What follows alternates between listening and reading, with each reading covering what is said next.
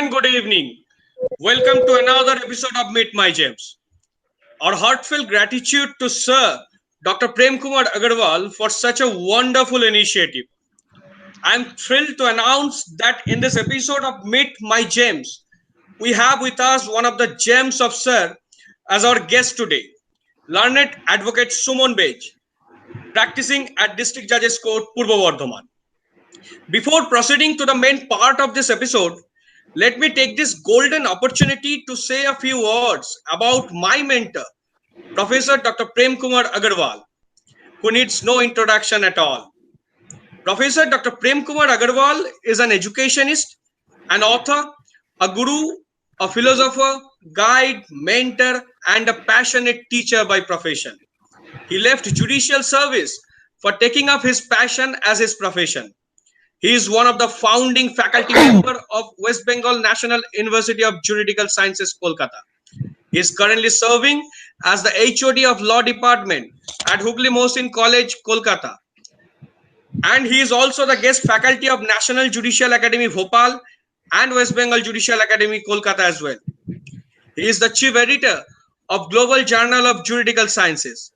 He is the author of several books in different subjects of law like limitation law, company law, intellectual property rights, and so on. If I keep going on counting his contributions towards the field of legal academia, it will take a long one day for sure.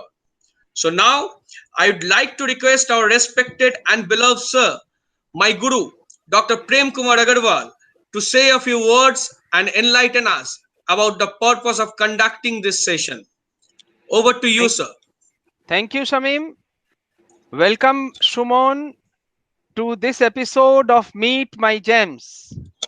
Today, my gem, as Samim already said, is Shumon Bej, who qualified law from the University of Burdwan Department of Law in the year 2011. Since then, he has been practicing at the District Judges Court, Burdwan, Purba Burdwan to be specific. He had always been passionate about practice. And as I promised you since the first episode of Meet My Gems, I will showcase the success stories of my gems not only in the judiciary or in the law officer's capacity, but also in the capacity of my students practicing at the trial court level, at the high court level, and at the Supreme Court level. So today is the episode which features Shumon Bej, who is practicing at the district trial court in Burdwan, Purba Burdwan. Shumon has qualified a very strenuous and a very rigorous competitive examination conducted by the Supreme Court for pleader commissioner cum impanel translator of the Honorable Supreme Court of India. We all are proud of Sumon because he dared to venture into a profession in spite of no one being in his family into this profession. So we will hear from him the challenges which he faced and how he turned the problems into opportunities in his life. I am sure Shumon, in the course of his interview with Samim, another gem of mine, will open his heart and mind out, which will help the young aspiring advocates to decide whether to come to the bar or to the bench. Shamim, you may start now. Thank you, sir, for these kind words. Your kind words never fail to inspire us whenever you speak. Now let us proceed to the main attraction of this evening. A warm welcome to one of the finest advocate we have in our district court of Purba Burdwan, learned advocate Suman Bej. Welcome on board, sir. Thank you so much. Thank you so much. Firstly, as we know each other very well, with your permission, I'd like to address you as Dada during this Sure, conversation so that sure. we can feel comfortable during this session. My pleasure. Please go on. Okay. Okay. So my first question to you is a very common one, which you have heard many times for sure. Why you have chosen law as your career, and more specifically to say litigation as your profession? Well, Tada. before answering you, let me thank our respected Prem sir for having me here in your prestigious platform. I really don't know whether I really deserve to be chosen as your gem or not. Perhaps it is the unconditional love and blessings which you have always showered upon me. Sir, you have been a true source of inspiration for millions of students, and really, I feel very blessed to have you as my teacher. Now, coming to your question, well, I can easily remember those days in my studenthood where our honorable Prem sir used to inspire us and motivate us to join the world of advocacy. And since then, I became really aspirant to become a legal practitioner. During my studies, I had closely observed that all the judgments which were passed previously or will be passed in future or coming days by the Honorable Apex Court, Honorable High Courts, or by any other subordinate courts as landmark judgment could not or would not have ever been possible without the great effort of the eminent advocates. Therefore, keeping every proud feeling for the advocates in my heart and also having every confidence within me, I, having been obtained my enrollment certificate from the Bar Council West Bengal without wasting a single day, joined this court. Over to you, my brother. Thank you, Dada. Thank you so much for sharing your story. Let's come to the next question. You are a first generation lawyer, right? Of course. Yeah. Okay. So my next question is to you that being a first generation lawyer, do you really think that it is bit more difficult for a first generation lawyer to set up his footsteps into the field of litigation? Dada. Yeah, to some extent you are correct, but I consider this issue as an opportunity for the first generation lawyer or practitioner, as I am, that God has given them to scope to set up their own professional empire as a legal practitioner for their next generation. Having said that, I also would further say that there are some issues which often break the confidence of the newcomers from first generation practice or lawyer or practitioner from joining this profession. See, one thing, the formula is that someone has to start, then why not me? However, it is undeniable that the second generation advocate or the practitioner are quite fortunate to deal with the case from their initial days of practice, or even they got an extra scope to learn many things about the practice since their studenthood of law.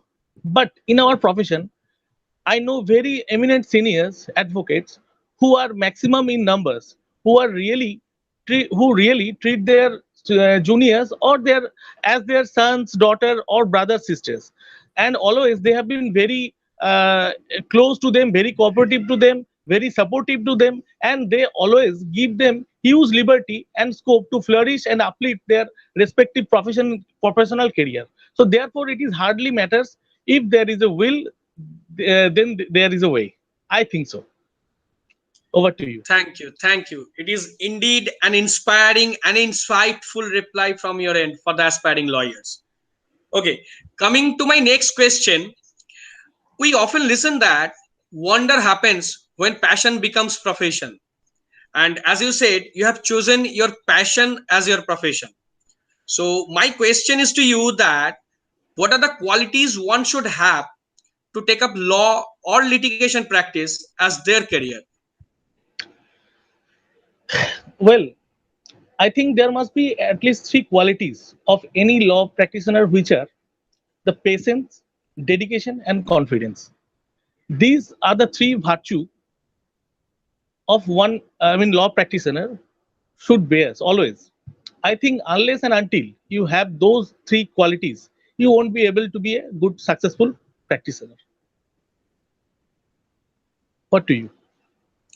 Thank you. Absolutely. I thoroughly agree with you in this regard. And it will definitely help the students who are aspiring to be a lawyer. So coming to my next question, there are so many specializations in this litigation practice, right? Such as civil, criminal, corporate, tax, banking, constitutional matter, and so on. So most of the young lawyers used to get confused on what they should be specialized at. If you can give some suggestions to them in choosing their specialization and anything they should keep in mind while choosing it, or is it really required? Dada. Well, it is obviously depends upon the interest of the newcomer in which side she or he wants to choose or join. But the fact is that whatever may be your side or wings, just try to catch it up with your utmost sincerity and dedication. That is all important. According to me, two things are very much important or significant for the young lawyer to decide before coming into the field of practice: where to practice and what to practice. The aspirant newcomer practitioner first has to decide in which court he or she is going to practice. Secondly, what to practice means in which side he or she should join. Each side each side has a wide ambit, as you know. If I only talk about the civil side, then you will get a huge working periphery. Apart from the civil cases which are pending in court, there is a scope of dealing arbitration cases. There is a scope of dealing the cases before the district consumer forum, state commission, national commission. There is a setup of commercial court. There is also a segment of drafting deeds and its registration. There is BLRO, DLRO, and LRTT. There is labor courts, and there are many options there. So therefore, it is very much important to select the field first of all for the newcomers. Over to you. Thank you. That's a great suggestion indeed. It will definitely help the young lawyers who are about to start their career into litigation. Okay, my next question over to you. We often listen that honesty, integrity, and accountability are the part and parcel of advocacy. So, what is your opinion on this? And what are the qualities you believe one should have to become a successful lawyer? Well, yeah. Of course, every lawyer should maintain the honesty, integrity, and accountability towards the court as well as towards our respective clients. I think these are the professional ethics which advocates should always maintain. The client often disclose their many secret things, I should say, having every good faith upon us, which should not, which should always be kept in confidence for maintaining the professional ethics and disclosure of that private facts to, of any clients to any before anyone would amounts to a betray, I think. So therefore, in this, it is fact obvious that for all profession, irrespective of our profession, to have honesty, to have integrity, and to have accountability. Over to you. This is really a great lesson and great reply from your end for all of us. So, my next question to you is a very interesting one. That people say the classroom and the courtrooms are two different worlds. So, how much do you agree with this view, Dada? Well, I think both are learning institute, undoubtedly. But the fundamental difference is that the classroom is the foundation to learn law, and the courtroom is the foundation to know the application of law.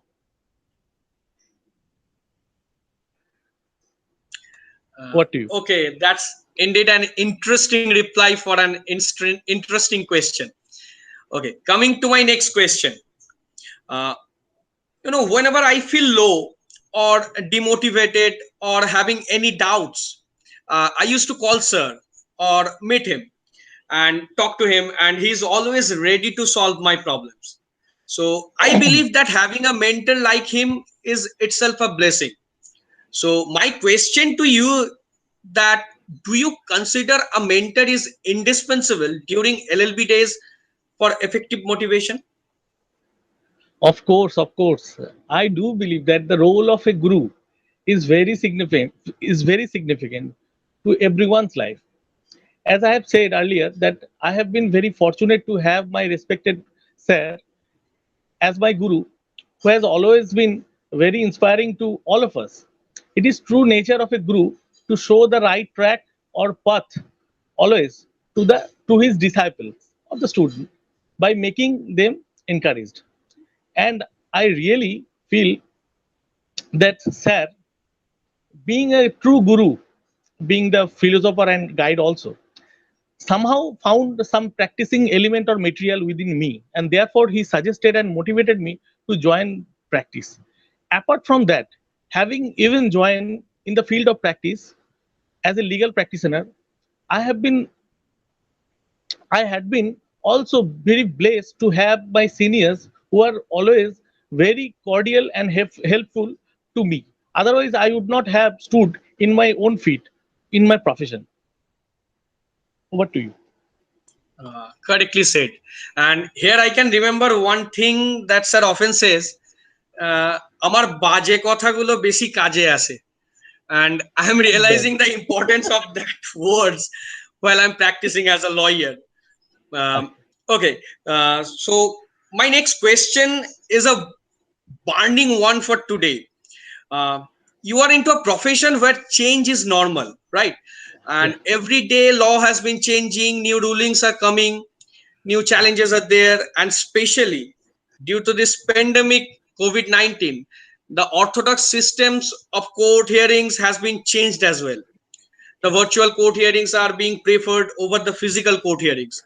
So Yeah. my questions to you: how do you see the changing scenario of law practices, and how far it is practicable with the current infrastructure of the courts, especially in subordinate courts, and what are the steps should be taken for adapting this new normal? Let me split up your question into Yeah. two parts to answer one by one. There is two aspects. Firstly, you have very rightly said that I am in such a profession where change is very normal. As the concept of law is getting changed by day by the remarkable judgment of the honorable courts as per the demand of the society. So therefore, you need to become always very updated. Nowadays, it is very easier for all of us for being updated by the blessings of technology. There are so many online services are available in the market. All are very helpful to make you always updated. I have been using SSC online since a pretty long time, and which is highly effective. So I would suggest to get anything to any service from online. If you in this present era, it is available. So it is an option which is available to everybody. They can choose anything. Now, answering to the next part of your question, under the situation of pandemic, that is COVID-19, it has become a challenge to the judiciary as well as to the practitioner to change their orthodox system of hearing. However, since from few last years, our judiciary has been doing magnificently well to get our legal system digitalized in a synchronized manner. I think e-court service was the first digital move by the judiciary towards the process of digitalization of our legal system, which was started even prior to the arising of the pandemic COVID-19. Now coming to the now under the situation of COVID-19, new concept of virtual hearing or virtual court has been emerged, which has been preferred to avoid physical hearing before the court. I think this concept of virtual hearing is a reform, and every reform starts with an inconvenience. I think I think in the subordinate court, it is going to be a ultimate challenge for the judiciary for bringing them under a digitalized system. Since a perpetual time, the seniors advocate have been habituated to perform their professional works in a traditional manner. Therefore, it becomes quite uncomfortable for them to work through digitally within a short period. However, it will take some time. I am hopeful and gradually it will work.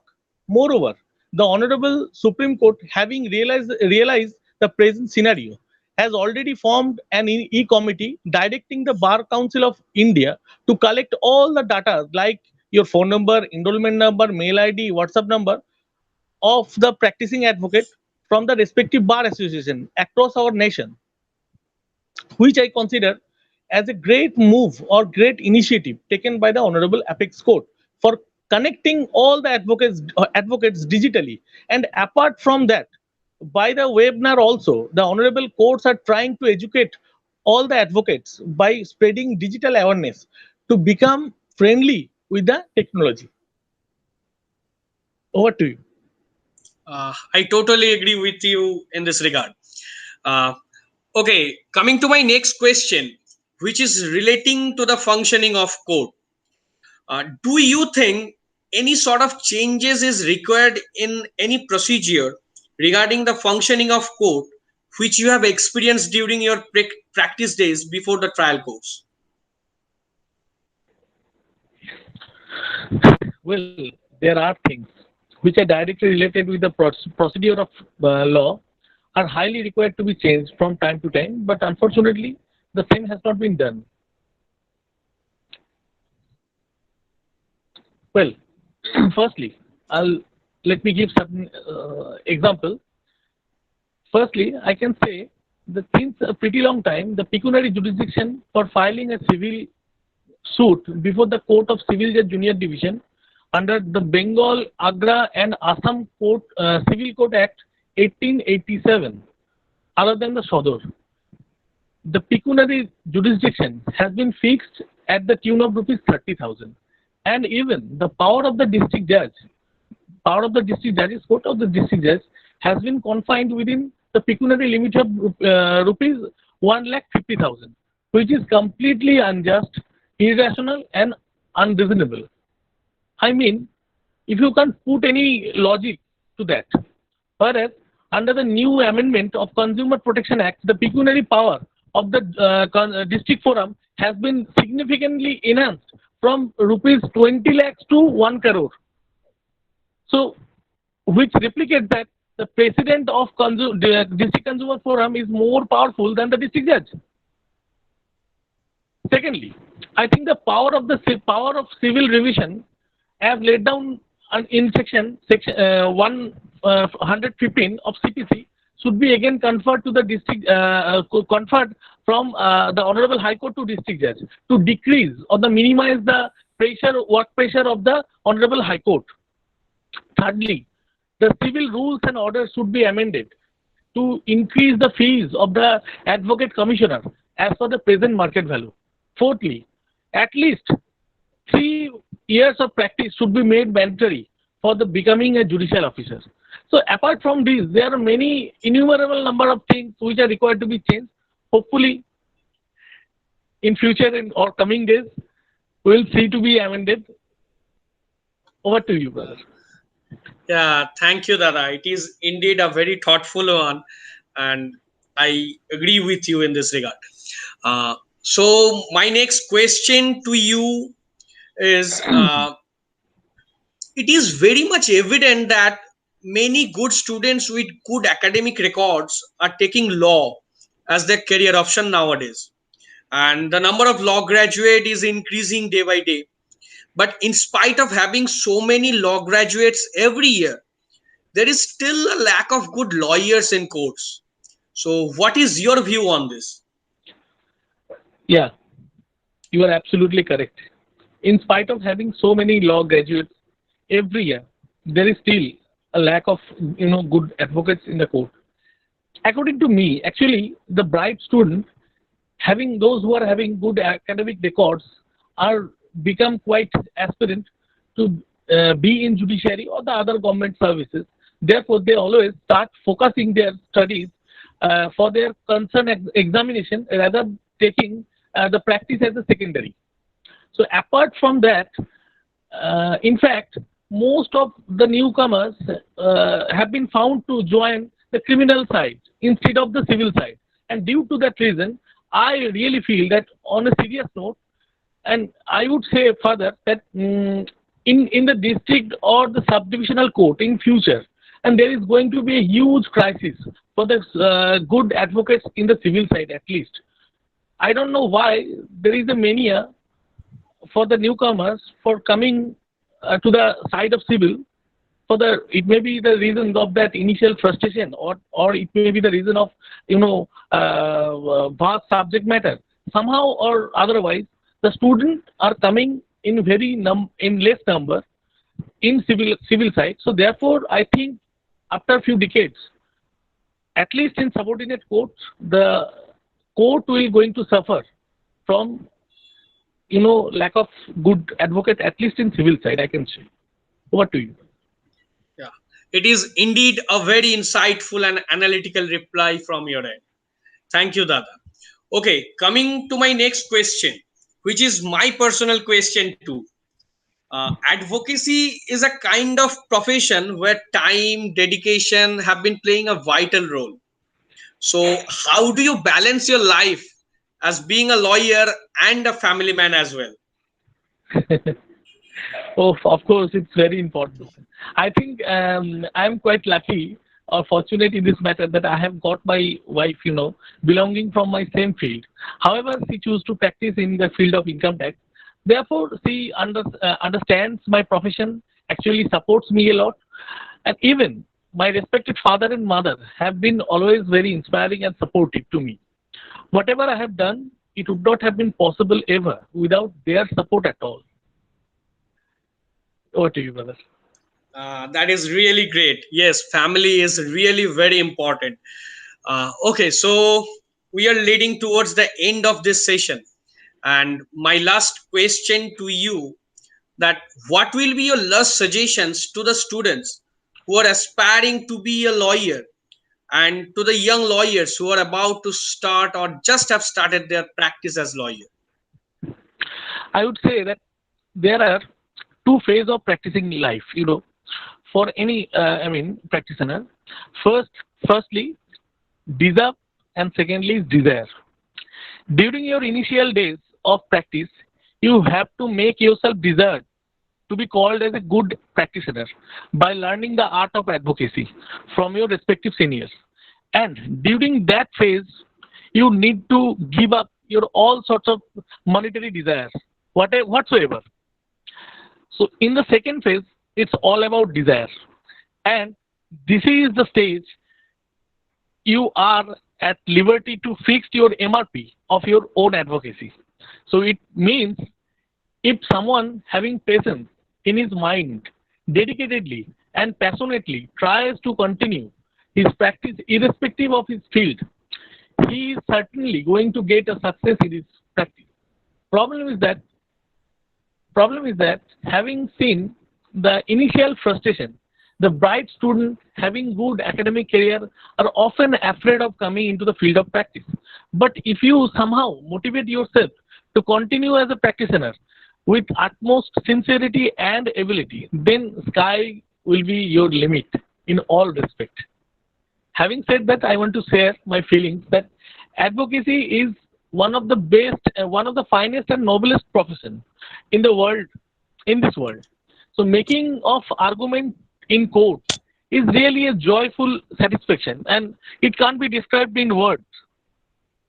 You know, so so it is important to motivate himself or having confidence in his mind that yes, if someone can do, yes, I can also do.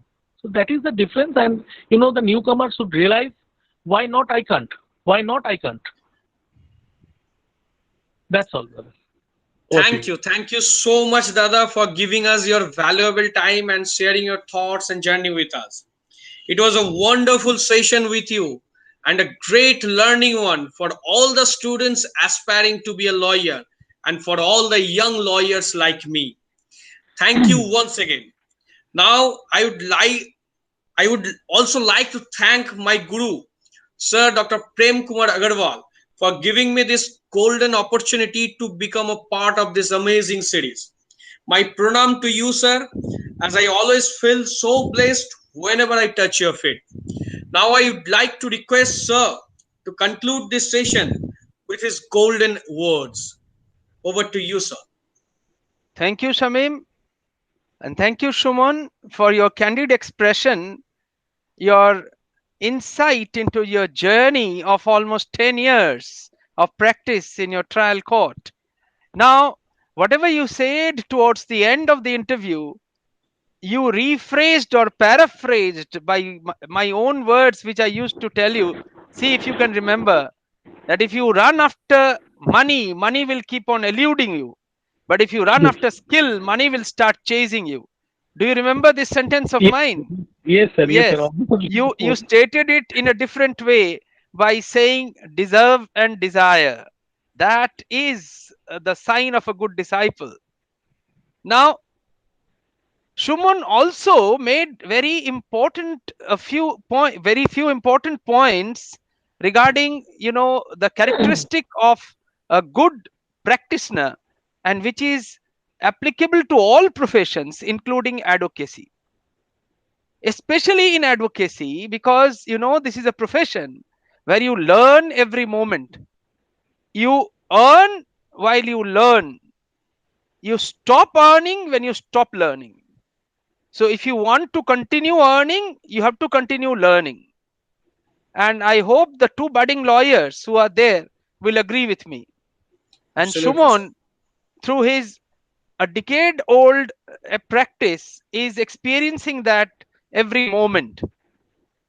Thank you, Shumon, for your insights. Thank you for your time. Thank you for your candid, frank expression. My pleasure, sir. My All the pleasure. Indeed. best for the rest of your career. Thank you, Shamim, for your insightful questions, which Thank you, sir. will definitely motivate and encourage the aspiring advocates to come to the bar. Shamim, now you may end with a vote of thanks. Thank you so much, sir. Uh, First of all, thank you, sir, for giving me this opportunity. And now I'd like to thanks once again Advocate Suman Bech Dada for giving us time and joining with us. Pleasure. Thanks to all the viewers for being with us. That's all for today. We'll come out shortly with another episode of Meet My Gems with another gem of Sir. Till then, stay tuned. Bye.